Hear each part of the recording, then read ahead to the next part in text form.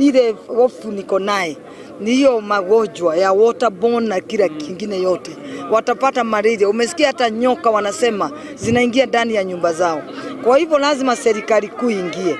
Tujaona any government fund, tujaona any support from the county government. Hatuna macho, hatuna chakula, hatuna mosquito net, hatuna kitu yoyote. Wamama wanalala njaa hapa. Kama leo tumeweza kurescue msichana amekuwa na mtoto wa 1 month kwa maji, wanalalia mitungi juu.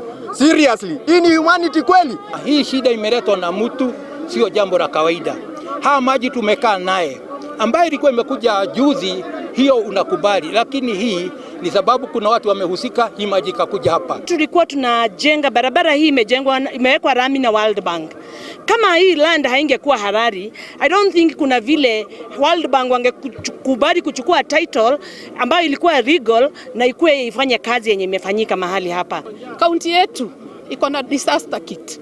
Hiyo disaster, kwa sababu hili jambo ni disaster. Kwa nini hatujaiona hata mtu mmoja? Akuja tuambie kwa sababu hii ni disaster na tuko na hiyo kit. Hawa watu wasaidike.